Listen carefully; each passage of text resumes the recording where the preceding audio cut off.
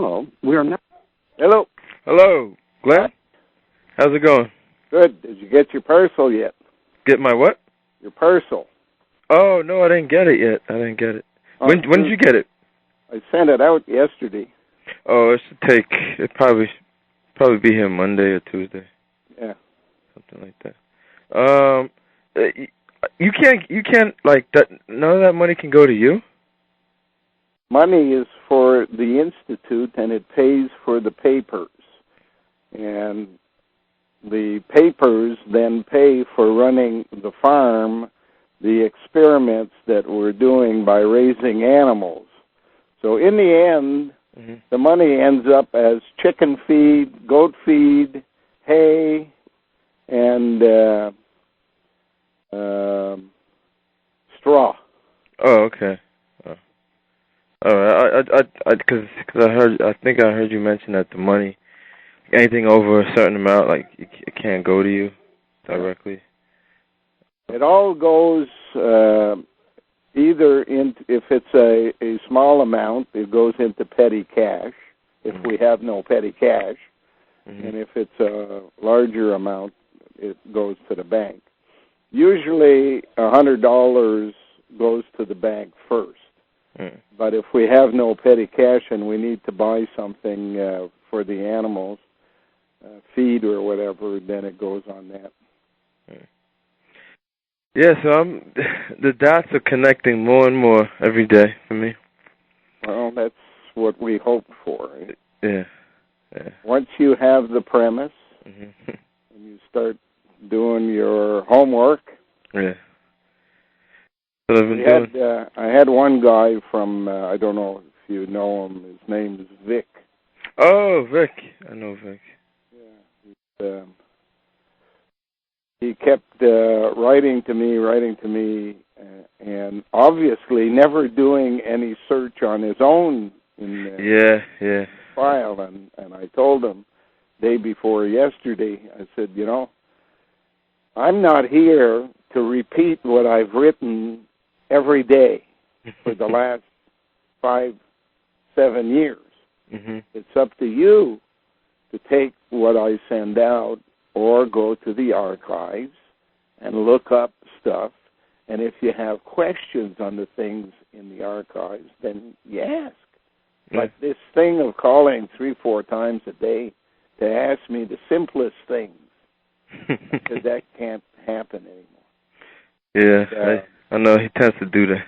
Yeah. So he calls me up yesterday again, and he says, I want you to speak to my grandmother and tell her that it's okay. He says, they're putting me in jail for an altercation I had with my dad, and I want you to tell her it's okay that I can call you collect from jail. I said, what are you talking about? It's not okay. Wow, I can't believe. Who do you think I am, Mr. Moneybags? Oh man, wow. Yeah, he's put me on the phone before with his grandfather and asked me to talk to him and try to convince him, but I can't convince the guy. But when I was researching your stuff, I came across a post you said. You mentioned Emmanuel Velikovsky, and he has a book. I actually ran across a website that has all of his work archived. Right. Yeah. But I was talking to a friend. He told me, I don't know how true it is. He said that a bunch of scholars got together and debunked. Well, it's the same thing with everybody, People debunk me because I won't give them titles of books. Because when I did, they disappeared from the book list. You couldn't buy them anymore. Yeah. Canada bans the books that I mentioned. So they can't even be imported into the country. So they're the other team, And you have to accept they're out there. Yeah. And they don't want you to learn anything, so they're going to attack, and since they have nothing to attack on, they attack people who basically tell the truth. So yeah, I'm definitely gonna read that book, but yeah, I'm seeing that this path, this journey I'm on is gonna. I read them. I don't read online though, cause I was doing that anyway. Like I spent a lot of money on buying books and trying to get to it. Like this. The only way you can learn, you have your own experiences and you do your own work, and from the stuff you read, you get hints at looking up things you may not have thought about. Yeah. Like one thing I looked up that you said when you mentioned you quoted so it said disinterested warnings of a parting friend who could possibly have no personal motive to bias his counsel. The hour of departure has arrived and we go our ways. I to die and you to live. Which is better? Hindu, Persia, Skull and Bone Society only knows. And then you said Washington, Socrates, and Gibran. And I looked up Gibran, and it's pretty interesting. He's actually trained by like ecclesiastical, like a Maronite priest. Yeah. And then I think he helped like the New Age movement and all this stuff. But yeah, and then in the next paragraph you talk about Mizpah of Gilead or Gilead. And in there you said, and I read that quote in the Bible, verse, chapter 31, and it says, Miss-P ritual. Mizpah, and I looked up that Mizpah ritual, and it goes back to a cult in Mesopotamia. Sure. And I couldn't find anything more. I have to buy this book. I don't know if I should buy it or not. It's like $116. It explains it a little bit more, but I have that here, I think. Oh, you bought it? Visual, yeah. Oh, okay. I guess I will buy it. But yeah. Like so, when rocks on when they put the rocks on top of each other in that passage in the Bible, that's like an agreement. Yeah. It's supposed to be the contract. They usually put it halfway between the contractors, the people who are in on the contract, on their properties, they put it halfway in between to remind each other that they have a contract. Is there anything related to like Stonehenge or something? Or? Well, it's mostly cairns that the Vikings built, and of course you have the contract of Jerusalem with the temple underneath and the dome of the rock on top. The fights between Hamas and Israelis is a put on. It's like every other one. The family feud. Yeah. Hamas, if you look at it, it's the word Ami, A-M-I-S, friends. Yeah. The friends on the... It's all of the Semite tribes. Those each 7 have families. a job to do, and one of the jobs is to create tension in the Middle East, because that's where the final war is supposed to be fought. So, but if you're paying attention to the news these days, it won't be long before there's going to be nuclear activity in the Middle East. There's 17,000 more Americans going to Afghanistan right now. There is a request from NATO for all the NATO troops to be brought to Afghanistan. There is Chinese, Japanese, and French ships being sent to the Gulf on the pretext of fighting Somalian pirates. There is a 10-ship flotilla left England a week or two ago on its way to the Red Sea. So don't be surprised if on a night this summer, the longest evening of the year, or a midsummer night's dream, that you're going to hear about nuclear activity in the Middle East. Mm-hmm. All of these attacks by terrorists, mm-hmm. Pakistan, India, and everything, they're to basically justify mm-hmm. what is about to happen. Yep. Any war by a superpower against terrorists door to door is stupid. Yeah. I mean, it's a waste of lives. The only way you shut down terrorists is go to their training headquarters and annihilate the place, so that there is a price for them to pay. That's what they did in Japan at the end of World War II, when Japan sent out kamikaze bombers. One plane at a time would be attacking a ship and hitting the ship like a bomb. So in the end, there was only one answer: 2 nuclear bombs. Yeah, they've done this before in history. They always do. Like I learned, like Robin Hood is a perfect example.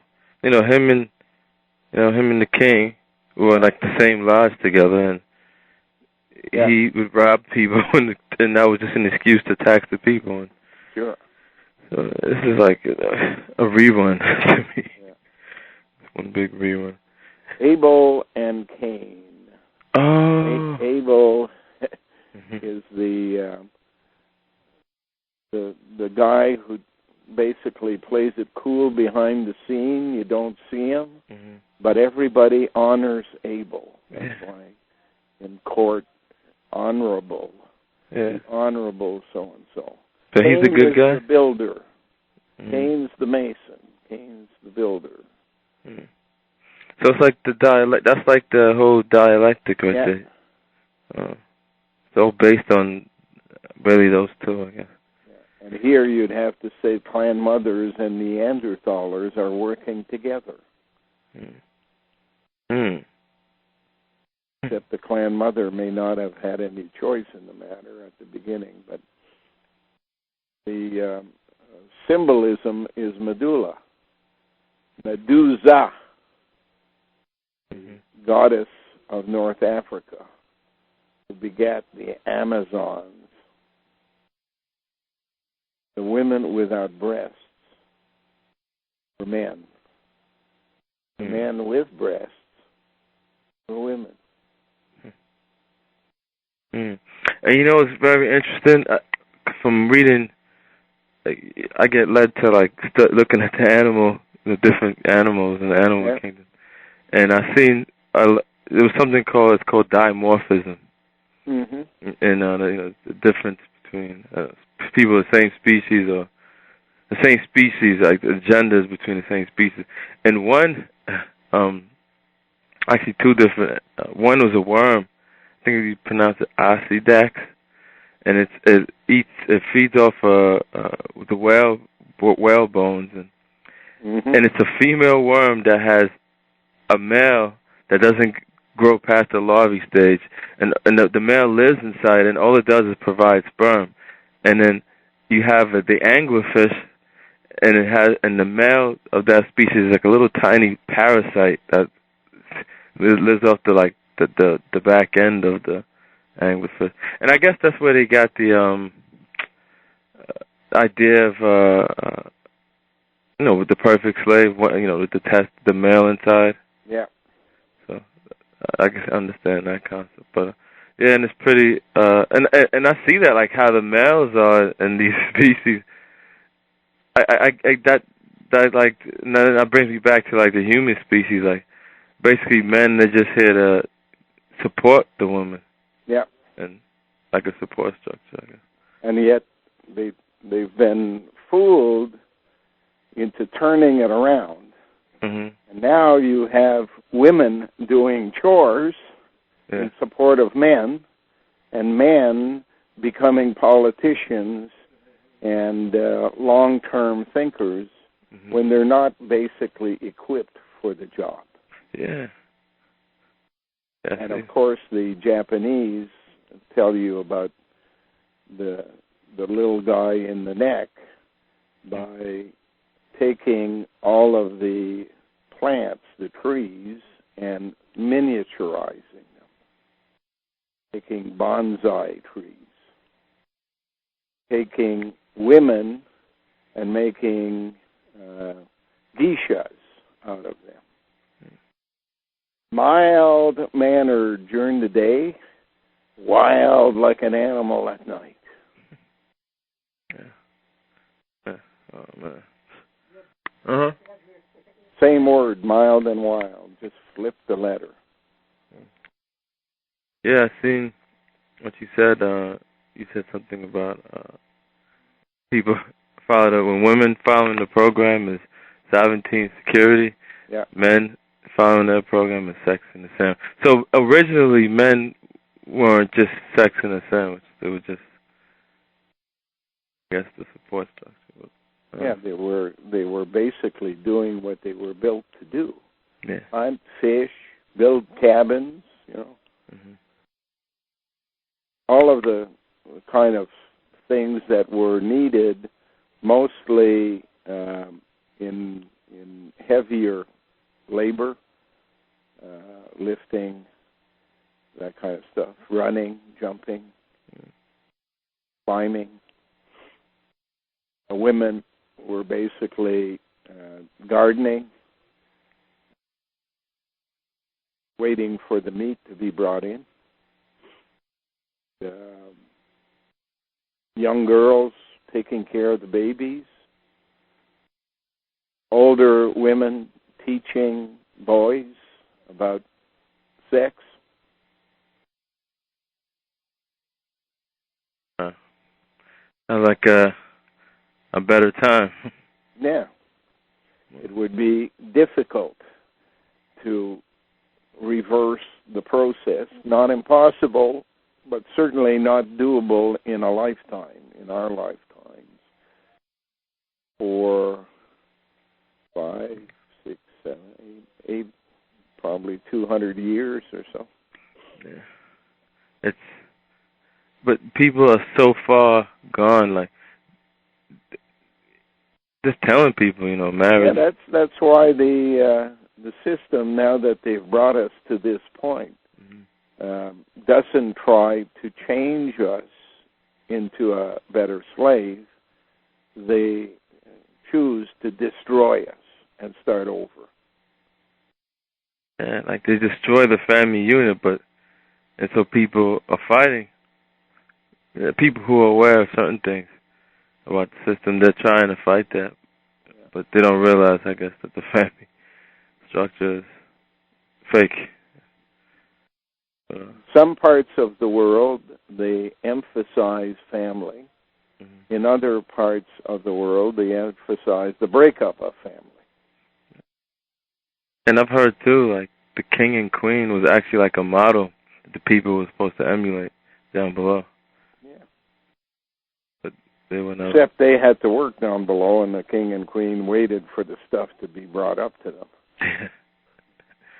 And it's pretty. You know, some of the kings too, when you look back in history, like King James, they really believed that they were divinely chosen. Like they were, like King James, he thought he was, he was like chosen by God.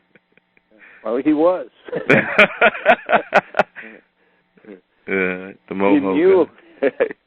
He knew he was.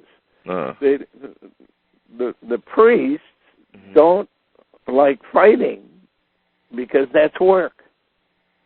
So the duty that they had when they were priests and in charge is they had to do the fighting. That's what knights were. Knights were, on the one hand, priests, and on the other hand, soldiers. Oh, yeah. The priestly, I noticed that. Have you ever watched the movie Apocalypto? Apocalypto. I don't remember if I saw that. It's the name is familiar, of course, but Mel Gibson produced it. It's like South American people, like Mayans, and they would show. I think I've seen the commercial for it a number of times, but I don't think I've seen the movie. Yeah, it's pretty interesting. Like they show you almost it wasn't really a clan. Like they show you how, like they had the priestly class who would sacrifice people, and they had the people food with the whole stars and lunar eclipse, and then they had another caste. They were part of the same caste, but I guess another order. But they were the masculine, the ones that went out and hunted people to get sacrificed. Yeah, I've heard, like, when I was reading an Alan Watts book, he was saying that it's actually a technique that they use when they molest people and stuff. They like turn them into these, like, I guess, deviants and like. Well, genetics is an interesting study because a gene is designed to do something specific, but you can manipulate genes and change its actual task. A laboratory. That's called epigenetics. Story of genetics is basically what it means. The EPI basically means modifying an existing gene, not simply taking the basic genes that we had at first, but also modifying those genes. So if they saw a deviation come about from a gene and they noticed what had occurred in the gene, they could induce it to emphasize it more and bring it more down the line that they wanted. Mass murderers, serial rapists, that kind of stuff. Yeah. That's why when I was reading Morals and Dogma, he brought up like some Roman dictators, and they were all related. Yeah. So well, they all came from the same crypt. The two gangs that you have in Los Angeles are telling you the story, Crips and the Bloods. Yeah. So they're basically saying, I come from a dead mummy, or I come from a live mother.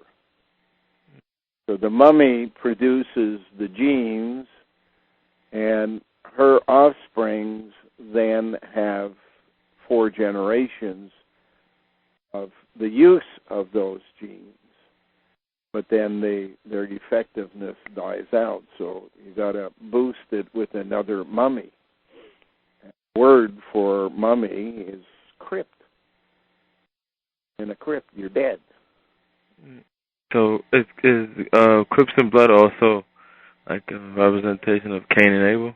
Yeah, it tells you that they didn't invent their names. That they are a government department. Oh yeah, you look at the symbols.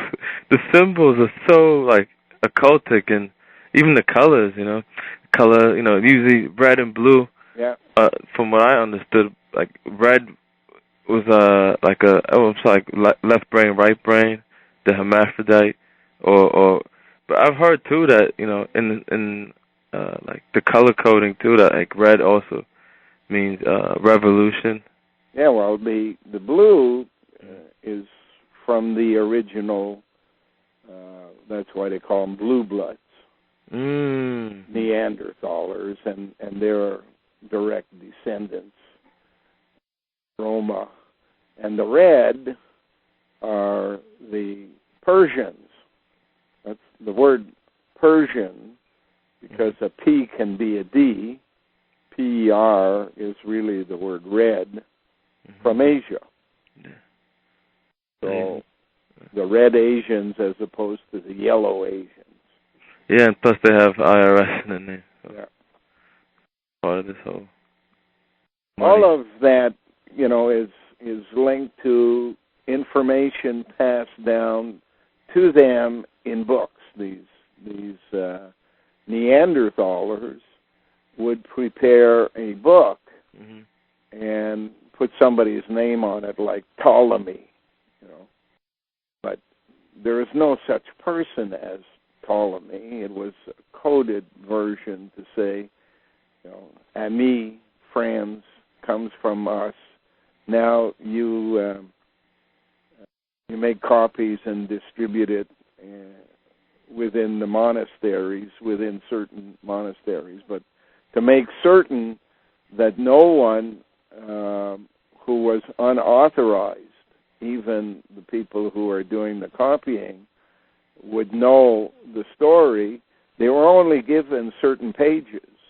Like one monastery, for copying purposes, might get page 1, 5, 9, 14, 82, and another one would get something else, and then they'd all send it in to the headquarters, who would assemble the pages into the number of volumes that they wanted. All of that was, what was that, Sean Connery there? The Name of the Rose? The Name of the Rose, yeah. That was hinted at in there. That's the work they were doing, was copying books. Yeah. And the word rose, of course, means ruse. Yeah, and I noticed when you said Jerusalem, that's really interesting how you said it was the first, second, and the third. I guess the Jew being Judaism and ruse for resurrection, Christianity, and Alem, Islam. Wow. That's I never seen that one. But a J, the letter J, as you have in your name, is really a D in the code. Write a J in your mind's eye, and then do another one and turn it upside down, leading up, curving over. It makes the letter D.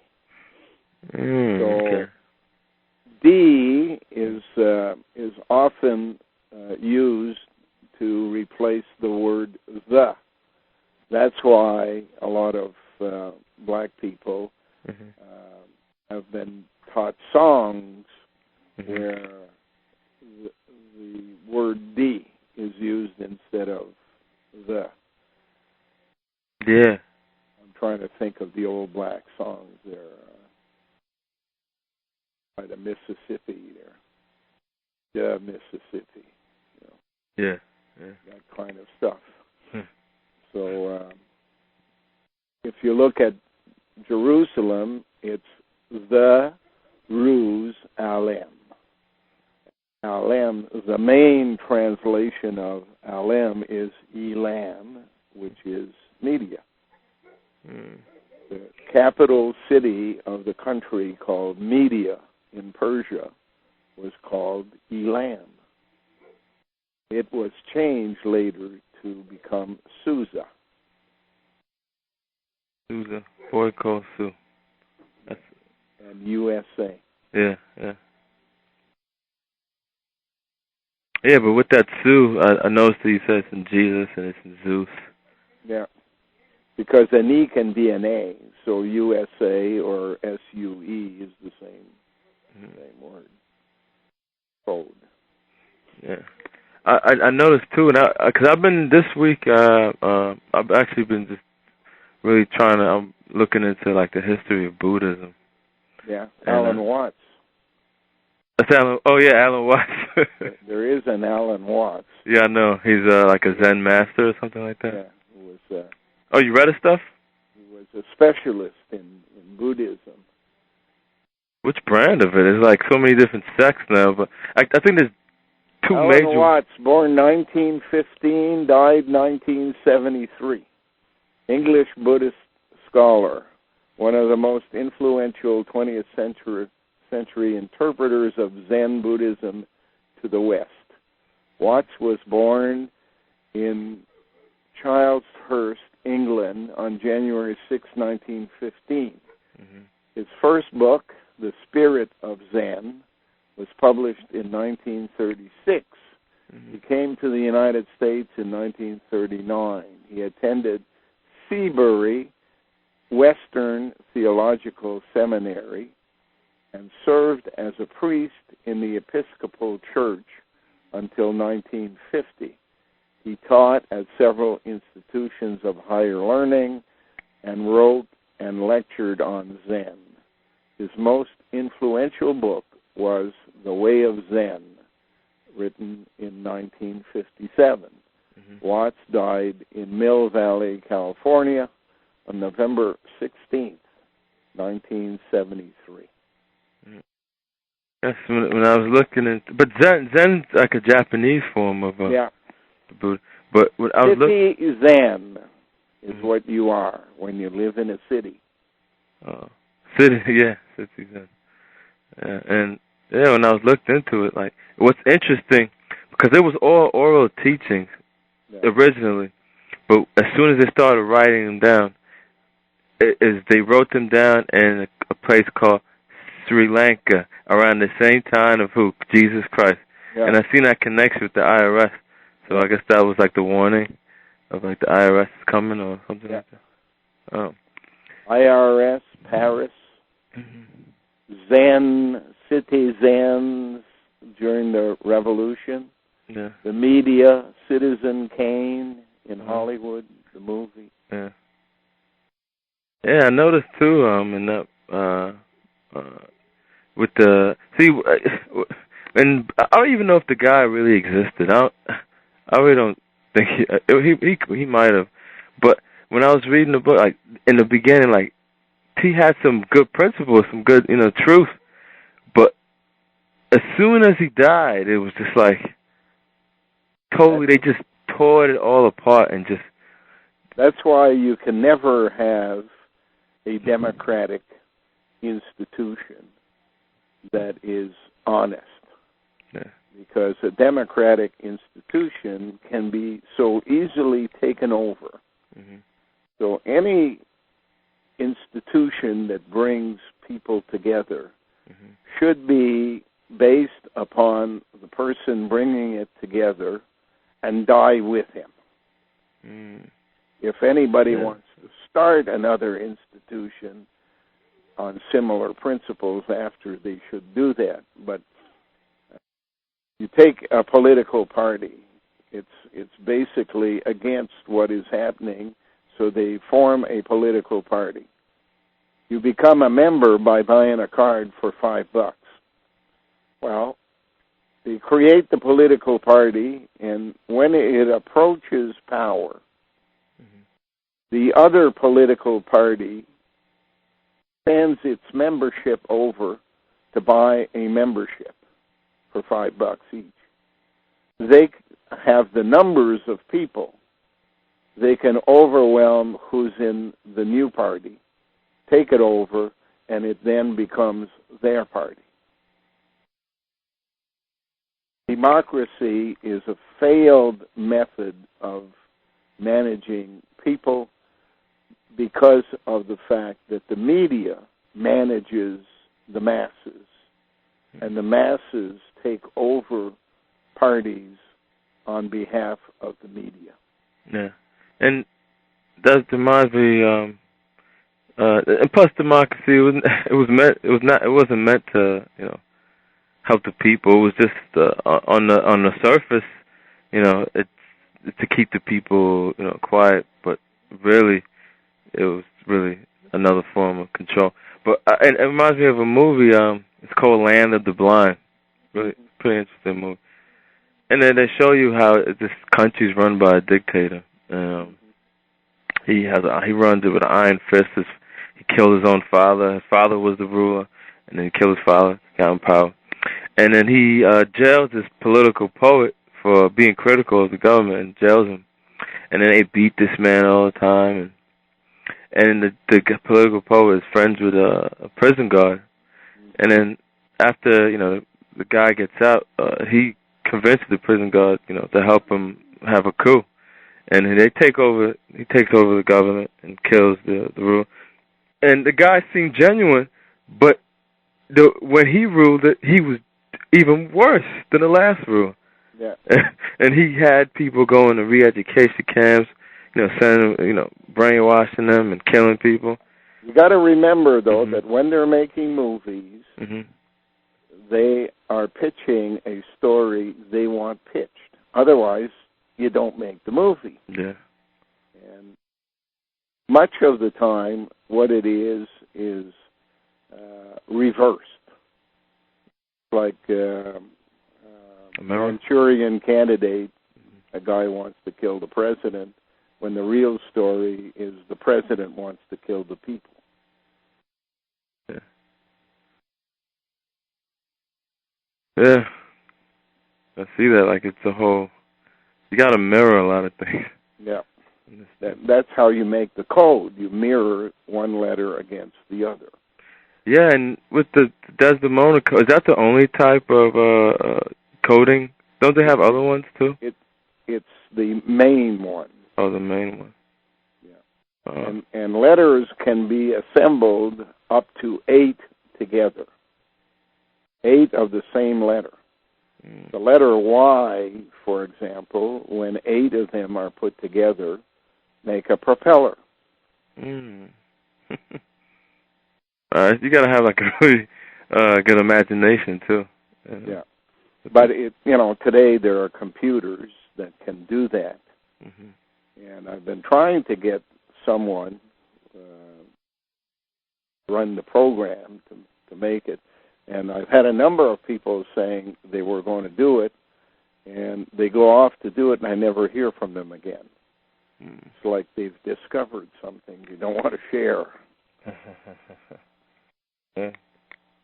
My computer is 20 years old, and I don't change it because every time they improve the computer, it's not improved for you. It's improved for them. Yeah.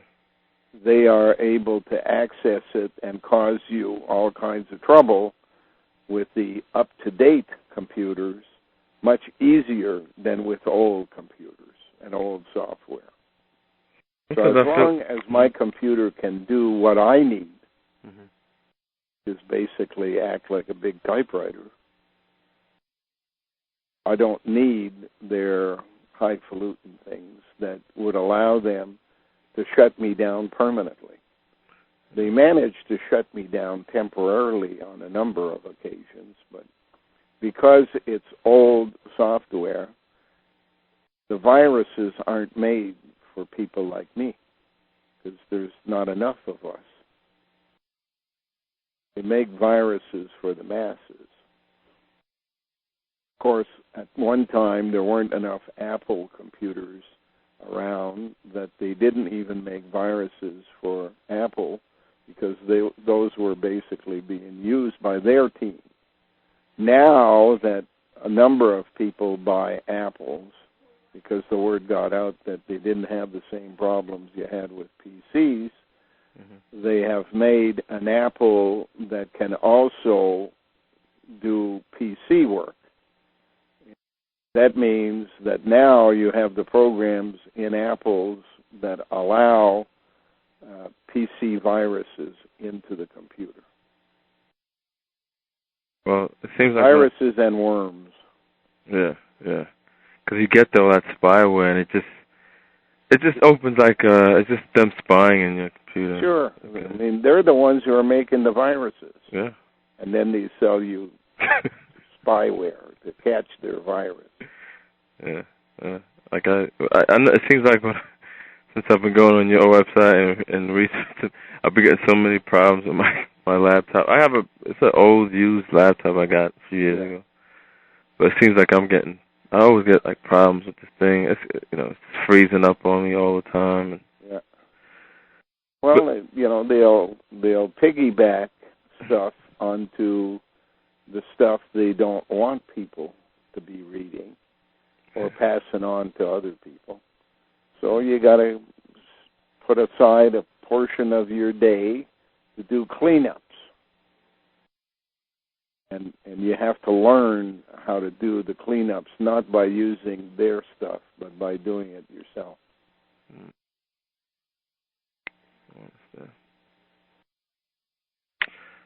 That's interesting. Yeah, with these but yeah, I've yet to. I feel like it's so. Sometimes you feel like it's overwhelming. Sometimes. Well, it is. Yeah. It is. For most people, they're not able to deal with this.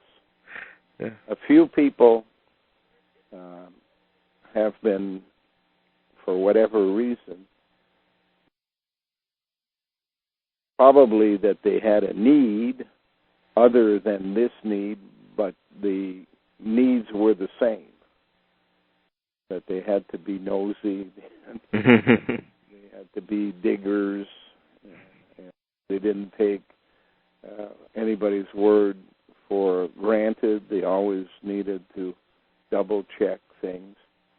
So they had to make people like that to keep their system in line, and it's among those people that people like you and I come from. Yeah. Well, I feel like I think I started making, like, not a lot, but I see it happening more. I'm probably making enemies. People are starting to just what's this guy talking about? Like, and like, I have one guy, we used to research a lot together and all that stuff, and he's just like, well, you're crazy, you're in a cult, and and this guy knows about a lot of the system, and he's just like, you're crazy, you're in a cult, and because as soon as they say that, I would start suspecting that person. Because if he knows a lot of things, then he would know that you don't have to be crazy to understand what's going on. You have to basically do a search. And since he has no answers for what you're telling him, he then has to attack on a personal level. So I would just put that person aside and say he has an agenda, and I don't have time to waste with people with agendas. Yep. I'm surprised but there are other people too, that I've shown your work to, and they're catching on quick. Like, if you have the brain that's made for this kind of stuff, it's not very difficult. Once you catch on to the premise, okay, what we're being told in school is not the whole story. Yeah. And it's basically trying to teach us something by ignoring much of the obvious things that are there. And that's basically like trying to teach how to build a skyscraper from the 10th floor up. Until you learn what supports the building, you cannot basically learn anything. In school, they don't want to tell us what supports the building. How many times in my school, which was a bilingual French-English Catholic school, did I turn to the teacher and say, what's this 4 letters on the crucifix? INRI. Yeah, I used to wonder that too. And they would say, I don't know. What do you mean you don't know? You're teaching us stuff.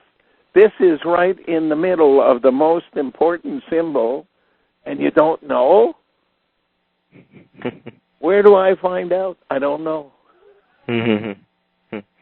Yeah, I used to go to Catholic school too.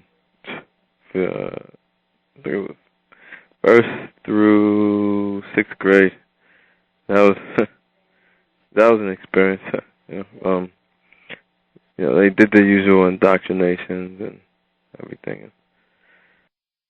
And now I think about it, like they would interpret, the Bible. But I'm kind of glad though, in a sense, because I'm familiar with the Bible because of that. Like, I'm familiar with certain things. Well, I went to Catholic school and they wouldn't even talk about the Bible. Wow. That was years before you. Oh, wow. And it's only recently that the Bible has been allowed. I mean, the Bible in our time was for Protestants. We get the interpretation directly from the pulpit. Don't need to read the Bible. Yeah, we didn't read the Bible. You know what we did? We read books about the Bible. Not described, but not straight from the Bible. But, yeah, when I first started talking to you, at first it was like, I was, shocked and it was really painful, man. Yeah. The painful part for me was, because I used to think, okay, yeah, there's something else, how we were, we came from somewhere, I think, then you're like, no, you were genetically engineered, and it was that was really like hard for me. Yeah, because I don't have time to listen to a story I already know. Yeah. And I have to cut it short. And that's happened to me a number of times. I've given talks. Remember one time in Vancouver when I was giving a talk, there was a couple of hundred people there.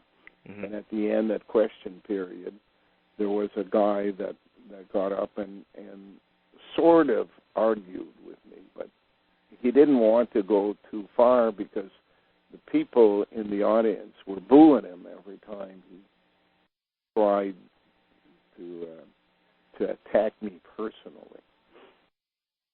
About 4 months later, I get a phone call, and it's this guy, and he said, I just wanted to let you know that I hated you that night in Vancouver.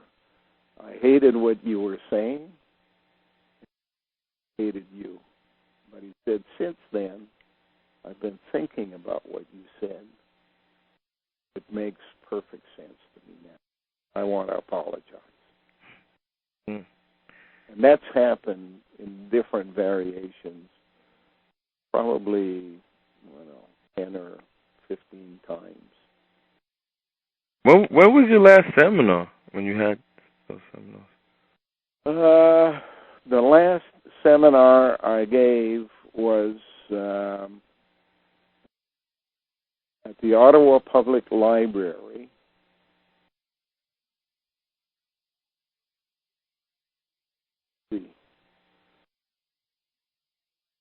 Oh, I guess it wasn't at the Ottawa Public Library. It was probably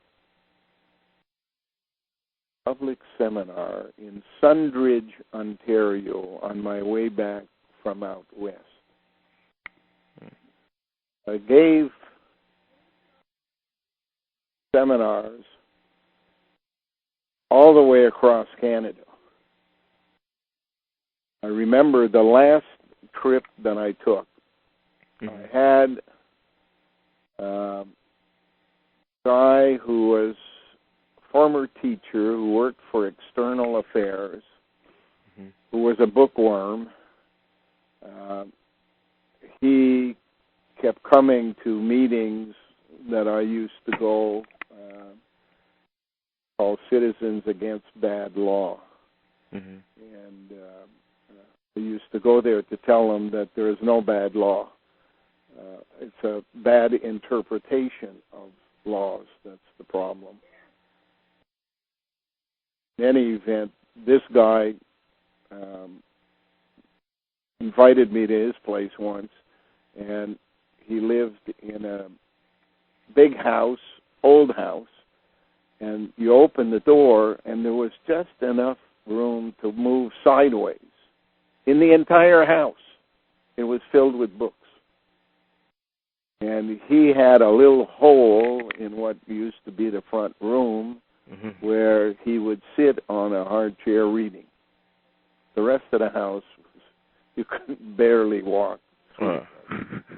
And he got a car given to him because somebody died in the family. I forget what it was, a daughter or something like that. And he said, if you need a car, I'll give you my other one, the one he had, which was about a 10 or 15-year-old small Ford. And I said, good, I'm going to go on a trip across the country, and that'll give me a car.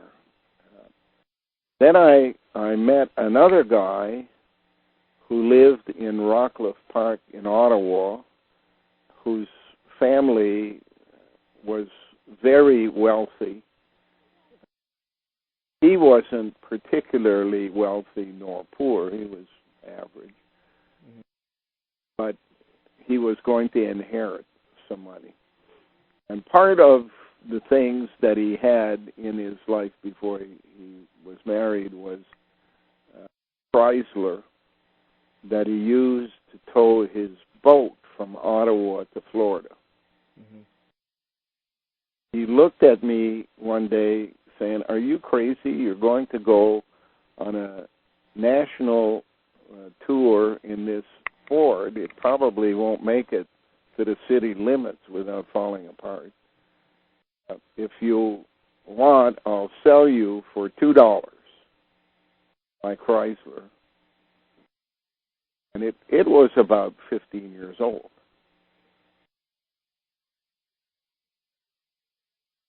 I said, "I can't own a car, but I can put it in the Institute's name, but I don't have the money for insurance." That's when Anne said that she would pay for the insurance. So I started on a trip to go across Canada with what I considered to be the only things that I owned. And Anne would meet me if I got to Vancouver, British Columbia. If I didn't, I don't know what would have happened. But I left from Ottawa with the insurance on the car, the license plates on the car, something like $26 in my pocket, and a sandwich. And I drove to a place called Peterborough. And in Peterborough, there was a guy that had heard about me filing charges in Ottawa and getting charges against all those senators and cabinet ministers. And he said, "I got to hold a meeting." So he brought together about 60 people, I guess. At the end, they passed the hat. I think I got something like $300. Then I went on to Oshawa, I think it was, and held a meeting there. Then I had a meeting in northern Ontario, Sault Ste. Marie, someplace, and another meeting in Winnipeg. And along the way, I had to get repairs done on the car. And anyways, to make a long story short, I had traveled 3,000 miles when I got to where I was going in BC. And I had spent $2,000 on gas and oil and repairs. And I had about $1,800 to $2,000 in cash just from passing hat at the end of the meeting.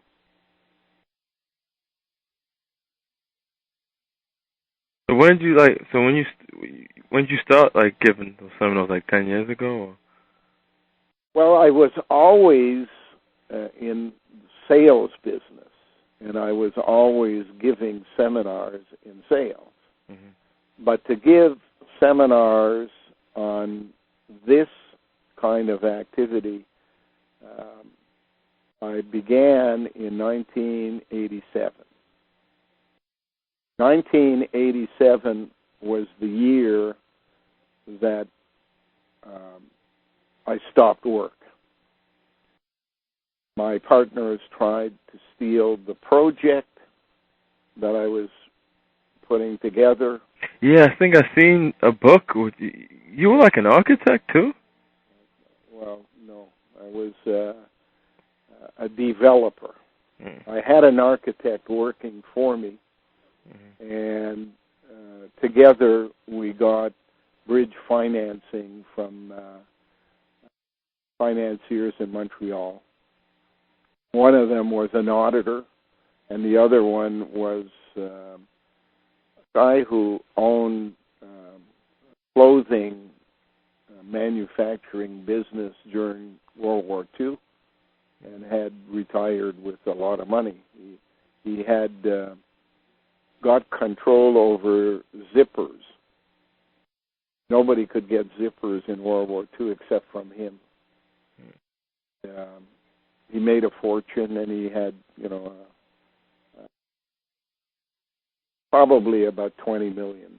I don't know the exact amount, but he had about $20 million. And he agreed to invest $400,000 on searching for financing for this project that I had in mind.